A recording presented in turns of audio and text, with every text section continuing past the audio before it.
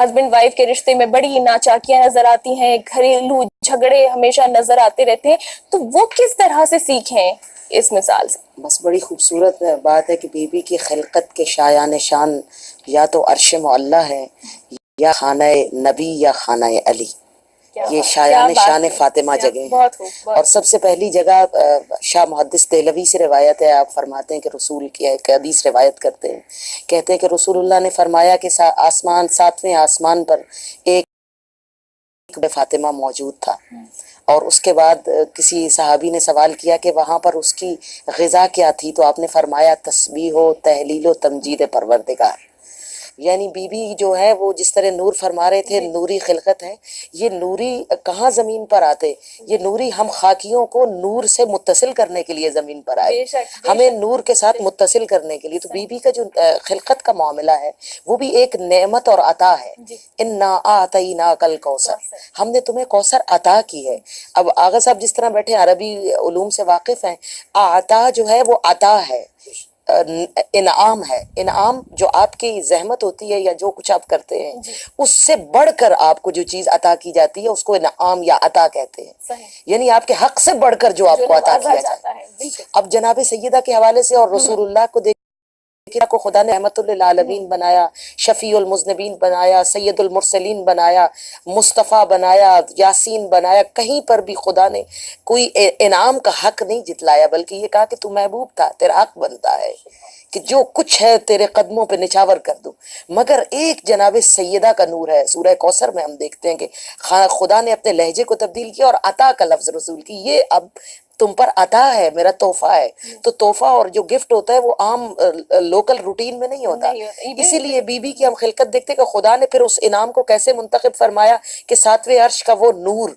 جن کے بارے میں رسول اللہ خود فرماتے تھے کہ الفاطمہ تو سر اللہ، فاطمہ اللہ کا راز ہے، وہ نور جو ساتویں عرش پر روشن تھا، اس نور کو اس طرح سے قلب محمد پہ اتارا معراج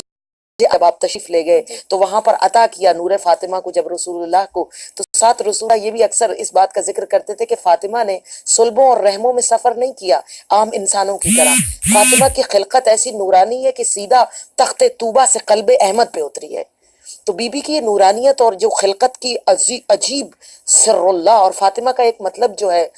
لفظی مطلب یہ بھی ہے کہ جدا کر دی جانے والی، تو اس کے بارے میں آئمہ نے فرمایا کہ بی بی کی معرفت سے دنیا کو جدا کر دیا گیا کہ کوئی تم کیا جانو کہ فاطمہ کیا ہے، تو یہ نوری سلسلہ تھا۔ لیکن اگر ہم دیکھیں تو ہزاروں چہرے ہیں، کیونکہ نور ایک وقت میں 1000 چہرے رکھتا ہے، رسول اللہ کی ذات خود اپنے اندر 1000 چہرے، جناب سیدہ کے بھی بہت سے چہرے ہیں۔ ہم خواتین کے لیے جو اسوہ ہے، جس طرح آپ فرما رہی ہیں رسول کے گھر سے علی کے گھر میں جانا، اور پھر رسول کا باقاعدہ پوچھنا، یہ پوچھنا ہمارے لیے تھا، رسول کے لیے نہیں، وہ سب جانتے تھے۔ آپ نے فرمایا کہ اے علی تم نے فاطمہ کو کیسا پایا؟ تو علی نے مسکرا کر فرمایا کہ تقوی اور دین میں بہترین مددگار۔ تو یہاں پر ایک عورت کا ایک مرد کے لیے بہترین علم فکری سفر میں، دین کے سفر میں بہترین مددگار ہونا ضروری ہے۔ پھر وہاں پر ہم دیکھتے ہیں کہ پھر جناب سیدہ کے جو زندگی بطور بیوی کے رسول مولا علی فرماتے تھے کہ فاطمہ کبھی مجھ سے تقاضا نہیں کرتی کسی چیز کا، تو خود فرمائش کی کہ کچھ طلب کرو، تو آپ نے اتنی آسان چیز جو علی کی استطاعت میں تھی، استطاعت تو علی کی بہت بڑی ہے لیکن ظاہراً وہ دنیا کی چیزوں کو میں وہ چیزیں مانگتے ہیں کہ انار بیوی طلب فرما رہی ہے، ایک عام سی ایک چھوٹی سی چیز، ہاں اس انار کی بھی نسبت جنت سے ہے کیونکہ جنت کا نور تھا اور جنت کی چیزوں کو پسند کرتا تھا۔ تو وہ مولا علی کا بڑا خوبصورت واقعہ ہے کہ وہ گئے اور بڑی مشکل سے انار لے کر آ رہے تھے، راستے میں ایک شخص سے ملاقات ہوئی، انار اس کو دے دیے، گھر پہنچے تو بی بی نے کہا کہ انار تو مجھے پہنچا گئے ہیں جبرائیل۔ تو یہ چھوٹی سی خواہش کی، ظاہراً بتایا کہ بیوی کی جو خواہشات ہونی وہ بڑی دنیا سے جڑی ہوئی نہیں ہونی چاہیے، لیکن دوسری طرف جو بیوی کی جو مانگنے کا سلسلہ ہے علی سے، وہ کیا لیا بی بی نے؟ کمال ہے کہ شاہ محدث دہلوی ہی مدارج النبوہ میں لکھتے ہیں کہ جملے ہیں ان کے کہ علی و فاطمہ کا عقد عرش پر قرار پایا، اور آپ ایک جبرائیل ایک خامہ حریر زمین پر لائے جس پر درج تھا کہ شفاعت امت آسی بعوض مہر علی و فاطمہ، یعنی علی و فاطمہ کا مہر اب کیا ہے؟ عورت مانگتی ہے مرد سے جی۔ اس کی استطاعت دیکھ کر، اگر مرد زیادہ امیر ہے تو اس سے کروڑوں کا مہر مانگتی ہے۔ اب شہزادی نے شفاعت کا مہر کیوں لیا علی سے؟ استطاعت علی میں موجود ہونی چاہیے وہ اس چیز کی جو مہر فاطمہ طلب کر رہی ہے، اور فاطمہ نے اگر طلب کیا تو مجھے گھر بار بڑی بڑی